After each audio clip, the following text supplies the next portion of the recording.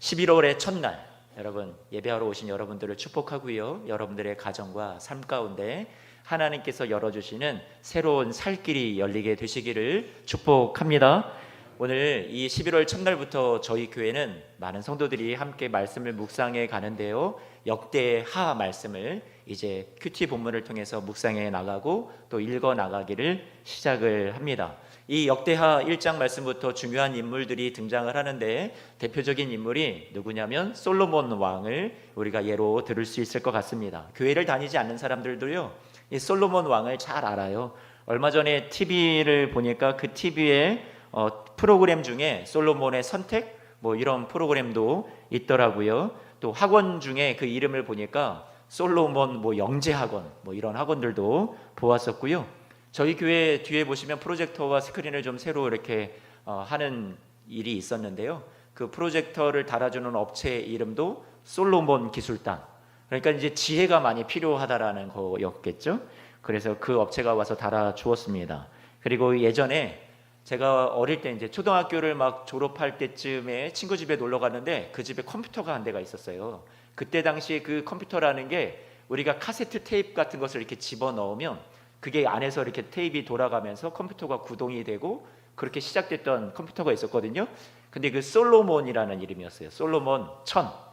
그 솔로몬의 IQ가 마치 1000이 되는 거다라고 얘기하는 것처럼 솔로몬 1000이라는 그런 컴퓨터가 있었는데요. 제가 얼마나 그게 부러웠는지, 야, 저거 나도 갖고 싶다 이런 생각을 했었던 적이 있었습니다. 아무튼 솔로몬이라는 이름이 이렇게 많이 지혜의 대명사가 되었었죠.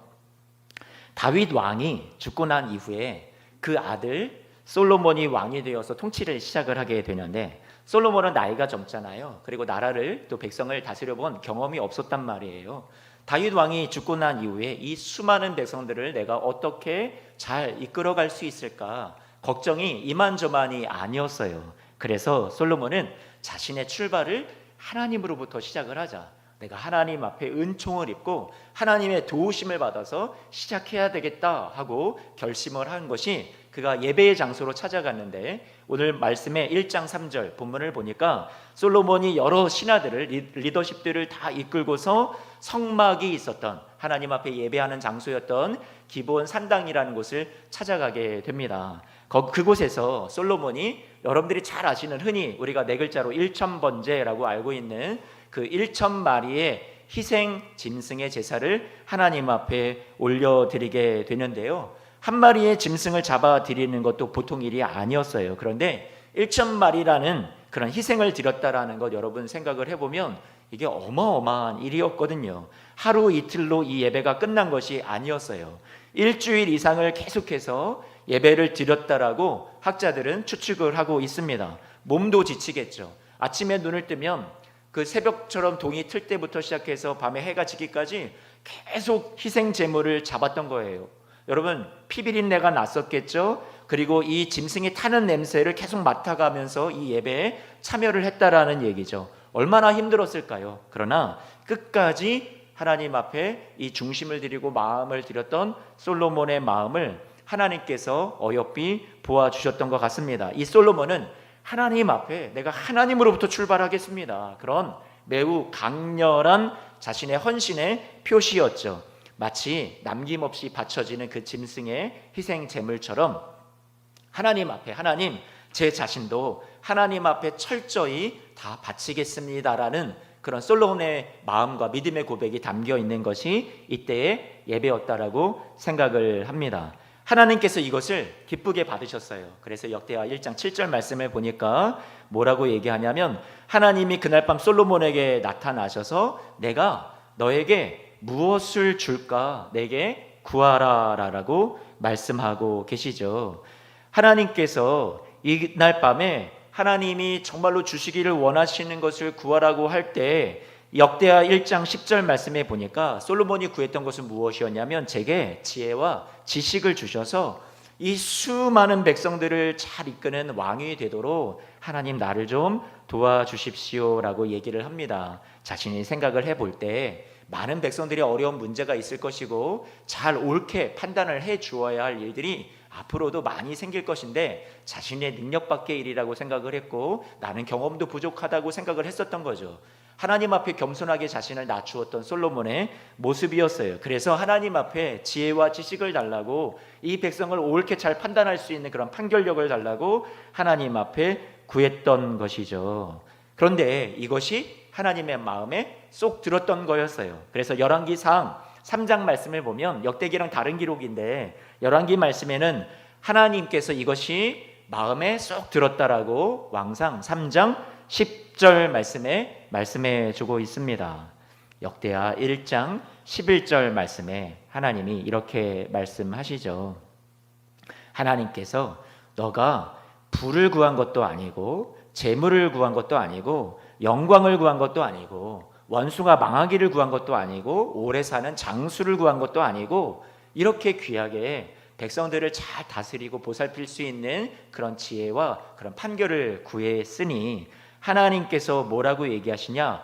대하 1장 12절 말씀, 역대하 1장 12절 말씀에 뭐라고 말씀하세요? 너에게 부도 주고 재물도 주고 영광도 주겠다고 하신 거예요. 그래서 14절 말씀을 보니까 이 솔로몬이 갖게 된 영광이 있죠. 부와 재물들이 있었단 말이에요. 14절 이후에 잘 설명을 해주고 있는데요, 14절 말씀을 보니까 솔로몬이 병거와 무엇을 모았다고 얘기하고 있어요? 마병을 모았다라고 얘기를 하는데, 애굽에서, 이집트에서 병거를 수입해 온 거예요. 이 병거라는 거는 뭐예요, 여러분? 그 전쟁에 쓰이는 마차를 말하는 거잖아요. 그런 전차 같은 것을 수입을 해 왔다라는 거죠. 그것이 어마어마하게 많아졌어요. 또 말도 수입을 해왔어요. 그래서 말을 타고 전쟁에 참여하는 군사들도, 마병들도 많아졌다라고 얘기를 하고 있습니다. 15절 말씀해 보니까 또 뭐라고 얘기를 해요? 은과 금이 흔한 돌같이 많아졌다고. 또 그 귀에서 수입을 하는 이 비싼 백향목이라는 것도 일반의 주변에 널리 깔려있는 뽕나무 마냥 너무나도 흔하게 볼 수 있는 나무가 될 정도로 이 솔로몬의 시대에 얼마나 많은 부귀를 누렸는지를 이야기를 해주고 있습니다. 16절, 17절 말씀을 보니까, 먼저 16절을 보면 솔로몬이 말들을 어디에서 사와요? 애굽과 구엘라는 곳에서 수입해 왔다고 얘기를 하고 있어요. 17절 말씀에 애굽에서 사들인 병거는 하면서 이렇게 많은 곳에서 수입을 해오고 자신의 나라를 더욱더 부강하게 만들어가는 솔로몬의 모습이 나오고 있어요. 그런데 여러분, 이게 하나님의 은혜로 이루어졌던 것이죠. 하나님께서 자격이 없는데, 부족했는데 자신을 낮추고 하나님 앞에 나아갔던 솔로몬에게 하나님께서 그가 잘해서, 아니요, 이것도 역시 하나님께서 자격은 없지만 여전히 부족하지만 전적인 하나님의 은혜로 하나님께서 솔로몬에게 주셨던 은혜의 선물들이었습니다. 그런데요, 제가 말씀을 보면서 불편한 것이 생겼어요. 그 불편한 것이 무엇이냐면 오늘 14절 말씀부터 나오는데요, 14절 말씀을 다시 한번 보아요. 14절 말씀 앞에 스크린에 보면 노란색으로 제가 이렇게 강조 표시를 했는데 뭐라고 되어 있어요? 솔로몬이 병거와 무엇을 모았다고요? 마병을 모았다. 이런 부와 영광을 얻게 되었을 때 솔로몬이 잊지 말아야 했던 것이 있었습니다. 그것은 무엇이었냐면 하나님의 말씀이었어요. 당대에는 율법이라는 말씀이 있었어요. 모세를 통해서 주어졌던 계명의 말씀이었죠. 솔로몬이 절대로 모를 리가 없었어요. 결코 모르지 않았던 말씀이고, 당대의 왕들이라면 당연히 옆에 끼고 날마다 그 말씀을 읽고 묵상하며 그 안에 기록한 대로 지켜 행했어야 하는 왕들에게 너무나도 중요한 말씀이라는 것을 솔로몬은 알고 있었어요. 그 말씀이 무엇이었냐면 바로 신명기 17장의 말씀이었습니다. 모세를 통해서 주어졌던 말씀이에요. 모세가 앞으로 이렇게 왕들이 생기게 될 것인데 이런 왕들은 반드시 이것을 명심해야 된다라고 신신당부하면서 주셨던 말씀이었죠. 신명기 17장 말씀을 같이 앞에 스크린을 통해서 보았으면 좋겠어요. 16절, 17절 말씀인데요, 뭐라고 말씀하세요? 왕은 병마를 많이 두지 말라고요. 병마를 얻으려고 그 백성을 애굽으로 돌아가게 하지 말라라고 얘기해 주고 있죠. 그런데 이 지금 솔로몬이 어떻게 했어요? 이 말씀을 몰랐다고요? 아니요, 잘 알았어요. 옆에 끼고 항상 묵상했었어야 해요. 그럼에도 불구하고 솔로몬은 하나님이 주셨던 부 외에도 자신이 자신의 능력으로, 자신의 힘으로 자꾸만 자신의 나라를 부강하게 하려고 스스로 힘썼다라는 것을 우리는 알게 됩니다. 17절, 신명기 17장 17절 말씀에 보니까 아내를 또 많이 두지 말라라고 분명히 말씀해주고 있고 은금을 많이 쌓지 말라라고 말씀해주고 있어요. 그런데 오늘 저와 여러분들이 읽었던 역대하 1장의 본문만 보더라도 은금이 돌같이 흔하여진 그런 모습을 우리가 볼 수 있고, 솔로몬이 자꾸 이런 것들을 모았다라는 사실을 우리는 유추해 볼 수 있습니다. 19절에서 20절 말씀, 신명기 17장 19절 20절 말씀인데요, 제가 읽어드릴게요. 이스라엘 왕의 가장 중요한 일이 무엇이냐면 하나님 말씀을 평생에 옆에 두고 여호와 하나님 경외하기를 배우는 것이었어요. 그래서 19절 말씀 뭐라고 얘기해요? 자기 옆에 두고 읽어 그의 하나님 여호와 경외하기를 배우며 이 율법의 모든 말과 이 규례를 지켜서 무엇하라고요? 행할 것이라라고 말씀해 주고 있어요. 그래서 이 명령에서 떠나서 좌로나 우로나 치우치지 않아야 한다고. 그러면 너가 왕위에 있는 날이 앞으로 장구할 것이다, 길게 될 것이다, 그렇게 말씀해 주신 말씀이었죠. 솔로몬이 이 말씀을 너무나도 잘 알았는데 솔로몬은 어떻게 하였나요? 솔로몬은 그의 인생이 가장 창대해지고 부유해져서 정점을 찍었을 때, 하나님의 은혜가 너무나도 차고 넘쳤을 때 그 이후로 변하여 갔습니다. 그래서 내리막길을 걷기를 시작을 하는데요, 말을 많이 두지 말라 했는데 말과 마병을 많이 두었고 병거를 끊임없이 몸에서 수입해 왔고, 아내를 많이 두지 말라 했는데 1000명이나 되는 이방 아내들 후궁과 첩을 두었고, 또 그들이 믿었던 우상들을 끌고 들어와서 우상 숭배의 문을 열어놓게 되는, 그리고 이방 신전들을 허락하는 그런 장본인이 바로 누구였냐? 솔로몬이 되고 말았습니다. 은과 금을 불을 축적하지 말라라고 했는데 백성들에게 하나님이 주셨던 기본적인 부 외에도 자신이 백성들에게 과중한 세금을 걷어들이면서 은금과 불을 축적해 갔던 솔로몬의 역사를 우리는 성경을 통해서 알 수 있습니다. 백성들에게 또한 과도한 부역을 시켜서 강제 노동을 시키면서 착취해서 성전을 건축하는 데는 7년이 걸렸지만 자신의 왕궁을 건립하는 데는 13년이라는 시간 동안 많은 사람들을 노동에 시달리게 하면서 백성들의 원망을 받게 되는 그런 일들을 이 솔로몬은 이루게 되고 행하게 되죠. 그래서 이런 처음에는 좋게 시작하였지만 결국 하나님 말씀 앞에서 그 말씀을 떠나고, 그리고 그 말씀의 중요성을 잃어버리고 하나님이 베풀어 주셨던 은혜를 망각해 버리는 솔로몬의 안타까운 모습이 성경에 나오게 됩니다. 사실 역대기라는 이 성경책, 저와 여러분들이 이제 계속 묵상하고 읽어나가는 이 성경책은 포로기 이후에 돌아왔던 공동체가 성전을 다시 회복을 하면서 성전을 다시 짓고, 이제 성전 안에서 아직도 예배가 회복되지 않았을 때 우리가 예배를 회복하자, 그러기 위해서 우리가 닮아야 될 모델이 있는데 다윗 왕과 그리고 솔로몬이 지었던 그 성전 중심의 신앙을 우리가 회복하자 하는 것을 강조하다 보니까 솔로몬의 치부나 어떤 다윗의 연약함이나 이런 것들을 역대기 말씀에는 잘 드러내지를 않고 있어요. 그래서 여러분 70인역 성경이라고 예수님 당시에도 쓰여졌던 성경을 보면 그때 이 역대기 말씀을 무엇이라고 기록하냐면 그 제목 자체가 누락된 것들이라는 것이 역대기 말씀의 제목이었어요. 그러니까 열왕기 상하라는 곳에 기록되어 있는 많은 이야기들이 이 역대기 말씀 안에는 기록되어 있지 않고, 또 열왕기 상하 말씀에서 다루지 않은 부분들을 이 역대기 말씀에서는 또 다루고 있다라는 것을 우리는 알 수 있게 되죠. 그래서 솔로몬과 그리고 다윗 왕의 예배 중심의 신앙을 회복하기 위해서 쓴 기록이다 보니까 일부러 그것을 다른 곳에 나와 있으니까 막 감춘 것이 아니라 굳이 다루지 않아도 됐던 것인데요, 또 다른 열왕기상 말씀을 우리가 보더라도 이 솔로몬이 잘못한 것에 대해서 잘 치부를 드러내주고 있는데, 우리 같이 열왕기상 11장 말씀, 우리 3절, 4절, 6절 말씀을 같이 한번 좀 봤으면 좋겠어요. 제가 여러분 스크린을 또 띄워드리고 있으니까 제가 한번 읽어드릴게요. 왕은 후궁이 700명이요 첩이 300명이라 그의 여인들의 왕의 마음을 돌아서게 하였더라. 4절, 솔로몬의 나이가 많을 때에 그의 여인들이 그의 마음을 돌려 다른 신들을 따르게 하였으므로 왕의 마음이 그의 아버지 다윗의 마음과 같지 아니하여 그의 하나님 여호와 앞에 온전하지 못하였으니. 6절, 솔로몬이 여호와의 눈앞에서 악을 행하여 그의 아버지 다윗이 여호와를 온전히 따름같이 따르지 아니하고 라고 말씀해 주고 있어요. 그의 아버지 다윗과 같이 온전히 따르지 아니하였다. 참 연약하잖아요. 그러면 그 다윗이라는 아버지는 자신의 아들 솔로몬에게 여러분 어떤 유언을 했을까요?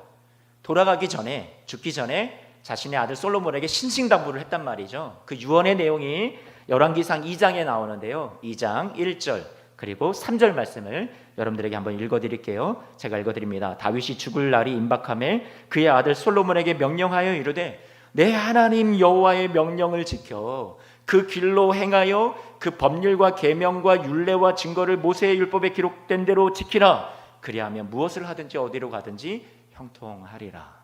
아멘. 여러분 솔로몬이 알았어야 돼요.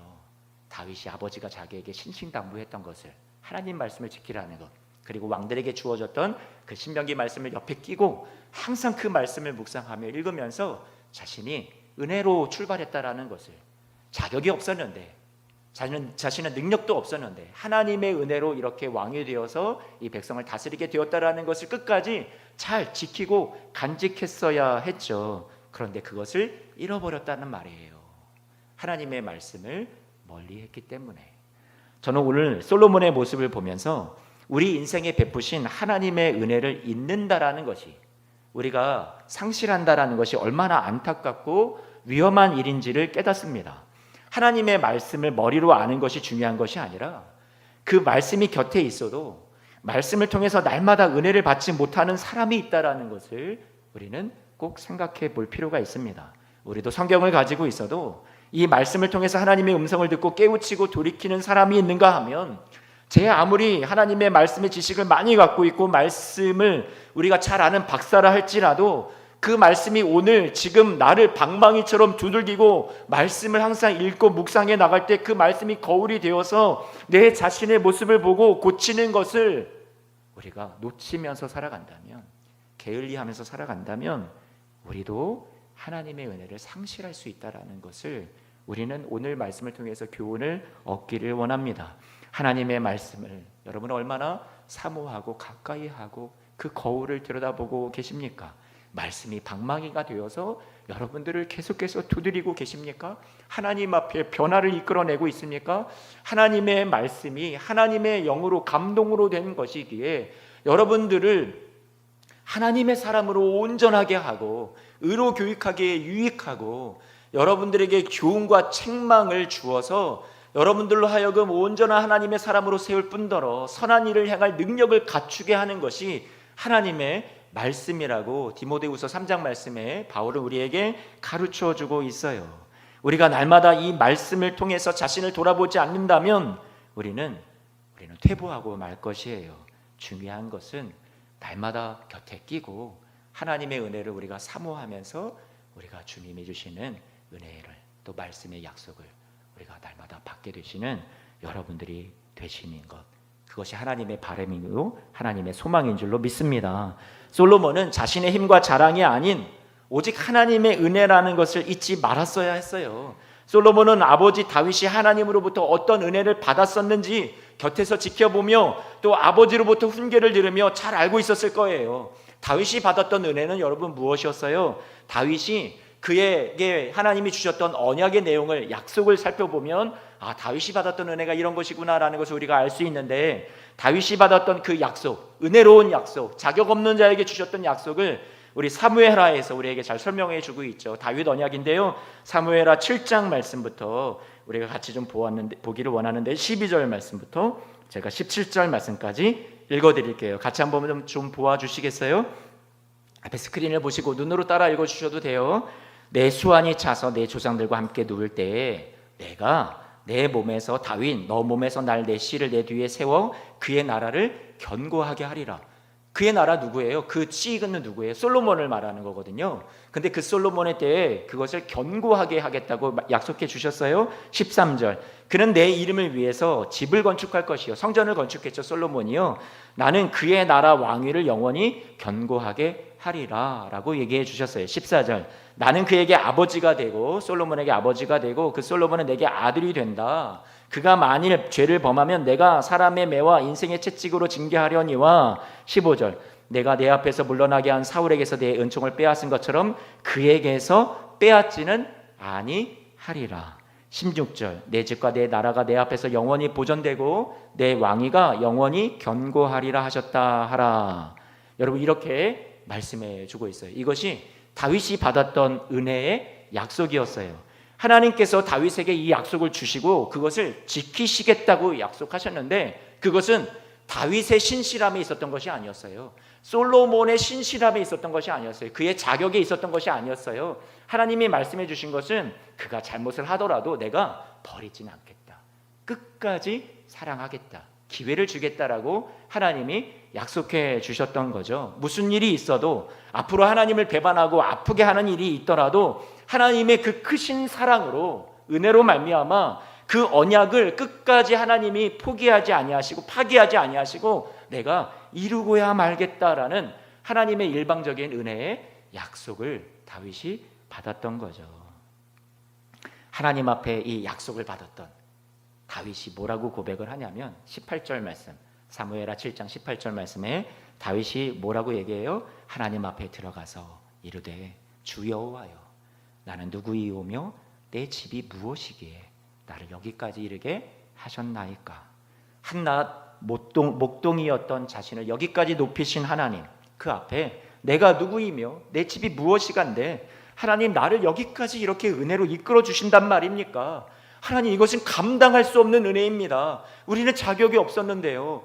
무엇을 하나님 앞에 우리가 기쁘게 했습니까? 전혀 아닌데 하나님이 이런 우리에게 하나님께서 이런 은혜를 베푸신단 말입니까? 하고 겸손히 낮추는 거였어요. 도대체 하나님 제가 무엇이간데 제 자손이 무엇이간데 이렇게 도우시고 은혜를 베풀어 주실 수 있단 말입니까? 우리가 하나님 앞에 내가 주님을 위해서 무엇을 하겠습니다. 마치 그러면 하나님이 그래 너무나도 기쁘다 하고 여러분들에게 너가 이렇게 하니까 그 자격과 조건으로 내가 너에게 이렇게 응답해 줄게 복 줄게 마치 그런 것이 우리의 신앙생활인 것 같죠? 아니요, 전혀 그렇지 않아요. 하나님께서 뭐라고 말씀하시냐면 너가 나에게 무엇을 주든 안 주든 그것과 상관없이 내가 너를 위해서 일한단다. 내가 너를 위해서 역사한단다. 그죠? 내가 너에게 선물로 은혜를 베푸는 거야 라고 말씀하시는 것, 그것이 복음이에요. 그것이 말씀이에요. 우리의 신실함이 저와 여러분들의 구원함의 근거가 아니죠. 무엇이에요? 하나님의 신실하심이 저와 여러분들의 구원의 근거와 보장이 되었어요. 우리가 앞날을 소망할 수 있는 이유도 나 같은 죄인이 구원함을 받아서 하나님의 전적인 은혜로 구원함을 받아서 이렇게 살아가는 것도, 또 우리가 이렇게 앞으로도 연약함을 보이고 하나님 앞에 솔로몬처럼 또 타락할 때도 있을 것이고 하나님 앞에 실수할 때도 너무나도 많이 있을 것이지만 그럼에도 불구하고 우리에게 소망이 있는 것은 이 자리에 나와서 우리가 예배할 수 있는 이유는 무엇이에요? 하나님의 전적인 은혜와 하나님의 신실하심 때문이라고 여러분들에게 말씀드리고 싶습니다. 솔로몬이 이것을 알았어야 돼요. 처음에는 알았죠. 다윗에 이어서 자신에게 하나님께서 베푸시는 이 은혜를 결코 잊지 않았어야 해요. 역대하 저와 여러분들이 오늘 다시 본문으로 돌아와서 1장 1절 첫 시작을 어떻게 시작을 하는지 한 번만 볼까요? 1장 1절 말씀에 보니까 뭐라고 시작을 하나요? 솔로몬의 왕위가 어떻게 되었다고요? 견고하여 갔다라고 얘기하고 있어요. 그런데 그 이유를 성경이 뭐라고 밝혀주고 있어요? 그의 하나님 누가요? 여호와께서 어떻게 하셨다고요? 그와 함께 하셨다고요. 하나님이 하신 것이구나. 장대해지는 것도 하나님이 하신 것이었어요. 하나님의 은혜였어요. 그래서 솔로몬이 역대하 1장 8절 9절 말씀에 보니까 잘 알았어요. 뭐라고 얘기해요? 1장 8절 9절에 보니까 하나님 전에 큰 은혜를 8절에 내 아버지 다윗에게 베풀어 주셨지 않습니까? 그리고 그 은혜를 또 이 지극히 못난 자 같은 저에게도 베풀어 주셔서 저를 왕이 되게 해주신 것 아닙니까? 솔로몬이 알았어요? 몰랐어요? 알았단 말이에요. 은혜라는 것을.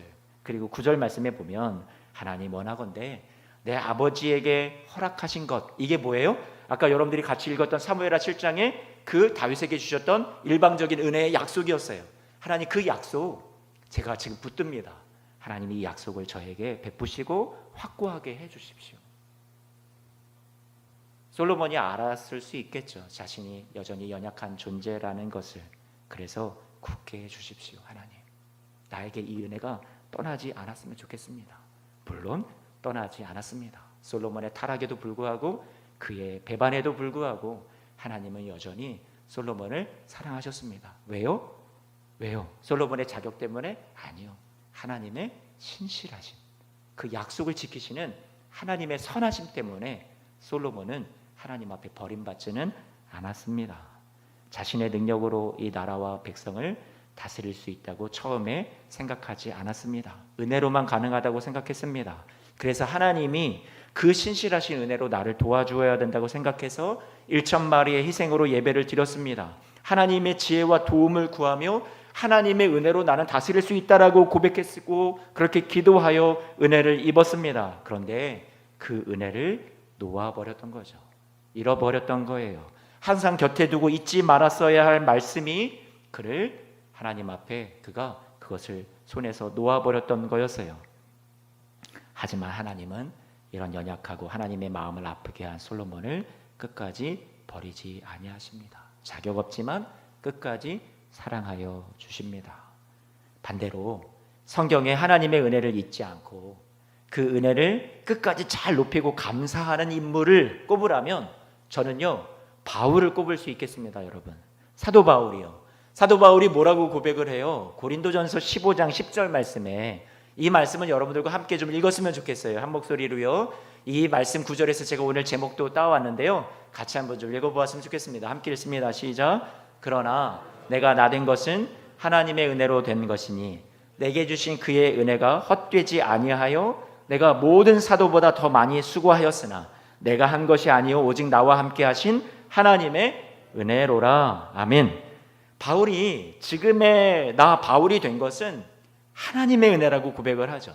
사실 바울은 솔로몬처럼 그의 인생이 뒤로 갈수록 더 잘 풀리고 성공하고 이렇게 우리가 보기에는 어려웠어요. 왜냐하면 예수 그리스도를 믿고 영접한 이후에 그리고 그의 삶은 고난의 연속이었거든요.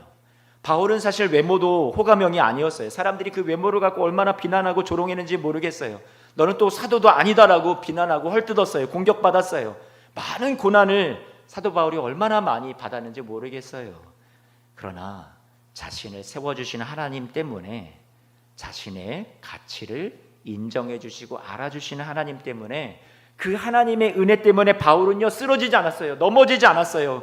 끝까지 이 어려운 고난의 시기를 하나님의 은혜를 단단히 부여잡고 그 은혜로 날마다 살며 그 은혜에 힘입어서 사도 바울은 승리하는 삶을 계속해서 살아갈 수가 있었어요. 하나님 앞에 스스로 나는 사도라 칭함받는 것을 감당하지 못합니다라고 자신을 끊임없이 하나님 앞에 낮추었어요. 바울은 모든 사도들보다 사실 더 많이 수고하고 자신의 업적과 공로를 자랑하라 한다면 얼마나 많은 것을 자랑할 수 있는 사람인지 모르겠어요. 많은 영광을 얻기에 충분한 자격이 있는 사람이었어요. 그러나 그는 뭐라고 고백을 하냐면 나는 아무것도 아니다. 내가 지금 나 된 것은 무엇이라고요? 전적으로 하나님의 은혜입니다 라고 겸손히 낮추면서 하나님의 은혜만을 고백하죠.